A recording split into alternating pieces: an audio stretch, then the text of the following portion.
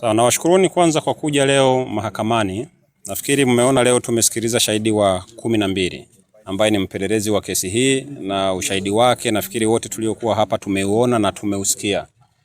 Kimsingi hawana kesi ya maana, kwa sababu kama huyu ndo mpelelezi ambaye ameratibu shauri hili, manake yeye ni kwamba amewasikiliza wapelelezi wenzake, amejumuisha kila walichokipeleleza, na mmemsikia mahakamani akiambia mahakama yeye kila jambo hajui, hajashiriki, hajafanya. Na mmemsikia kwamba hana kielelezo chochote yeye pamoja na wenzake, na hafahamu mambo mengi yalitendeka lini. Kwa hiyo nafikiri kufikia hapo tutakuwa tumemalizana na wapelelezi, na ninyi wenyewe mmeona na mmeshuhudia kwa niaba ya Mwenyezi Mungu, kwa sababu nyinyi ni binadamu na viumbe wa Mwenyezi Mungu, mko hapa, mmeona kilichofanyika. Tunaamini hata mahakama nayo imesikia kwa utukufu na kwa utulivu. Kwa hiyo tunafikiri kesi yako yetu ambao ni ya vijana wetu akina Kaunya na wenzao inakwenda vizuri. Kwa hiyo nawashukuruni pia kwa kuja tena leo kuungana nasi mawakili, na nimshukuru wakili Masaba na Aroisi ambao wamekuwa hapa kwa nyakati kama 2-3. Nafikiri mnafahamu kwamba juzi tulikuwa Dodoma mahakama ya rufani. Nilimwona pia wakili Masaba naye alikimbia. Mnapotuona hapa tunakimbia usiku na mchana, hatupumziki hata dakika moja. Juzi tarehe 24 tulikuwa mahakama ya rufani Dodoma. Ina maana yake jana imekuwa ni siku ya kukimbia barabarani usiku na mchana, na leo tumekuwepo hapa. Kwa hiyo tunaondoka hapa tunakwenda kidogo kupumzika. Kwa hiyo kwa hizo siku angalau wakili Masaba na Alois wamekuja hapa mahakamani na wamefanya kazi, kwa sababu mimi pamoja na mawakili wengine wa chama tumekuwepo Dar es Salaam tukijiandaa na ile kazi iliyofanyika Dodoma juzi tarehe 24, naamini mlisikia. Kwa hiyo kazi ya Dodoma ilitokana na maombi au malalamiko yetu Chadema ambayo tuliandika kwa jaji mkuu kuanzia tarehe 26 mwezi wa pili, na jaji mkuu akaona kuna umuhimu wa kutuita na kaomba marejeo.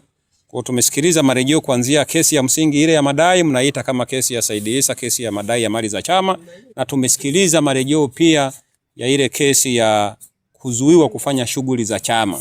Na mnajua madhara ya kuzuiwa kufanya shughuli za chama, madhara yake ni kama yale yaliyotukumba juzi pale Msoma wakati Bawacha wanakuja. Si mliona kamata ile ya polisi. Kwa hiyo tulikwenda Dodoma, tumeiambia jopo la majaji lililoundwa na jaji mkuu kwamba ile amri ilikuwa batili, kwa sababu bodi ya wadhamini na katibu mkuu wa chama hawakusikilizwa. Si mlisikia kwamba wakili wetu alikuwa amejitoa?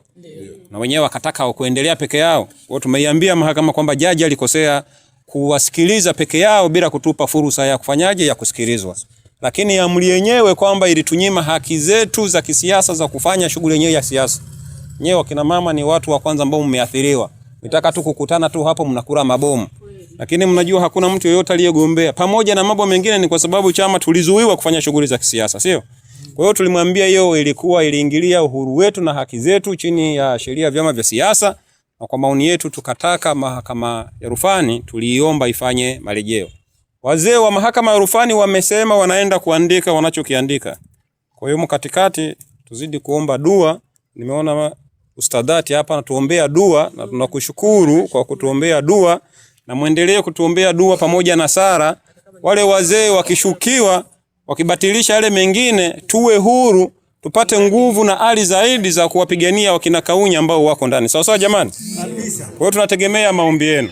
Kwa hiyo ninawashukuruni kwa hilo. Wakili Masaba nashukuru, wewe pamoja na mawakili wenzako ambao pia mmekuwa mnapigana kwa upande huu.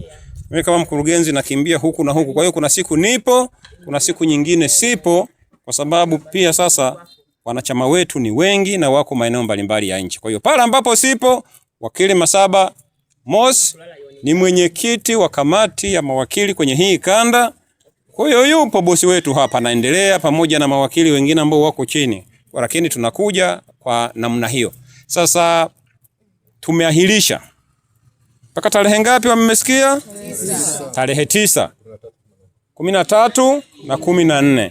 Humu katikati, na hili ndio ombi lenu kwenu wakazi wa Bunda. Humu katikati tutapita kipindi cha mapumziko, sikukuu, kuna Ijumaa Kuu, kuna Jumamosi, kuna Pasaka Jumapili, kuna Jumatatu ya Pasaka. Sawa sawa? Kwa hiyo mnaposherehekea na familia, mkumbuke kwamba wenzetu wako ndani. Kwa hiyo muwatembelee pia, mkaendelee mkafurahi nao, sababu kuna watu baba zao wako ndani, sio? Hawatafurahia kama ambavyo nyinyi mtafurahia na watoto wenu. Kwa hiyo ukipata fursa, nenda kwa Kaunya nyumbani pia kawasalimie na watoto wake. Sawa? Na kwa hawa wengine wote mkapike na kaugali mle wote, muwe sehemu ya kuwafariji, waamini kwamba watakapotoka wazazi wao, baba zao au watoto wao watakuja kuungana nao kama familia. Sawa jamani?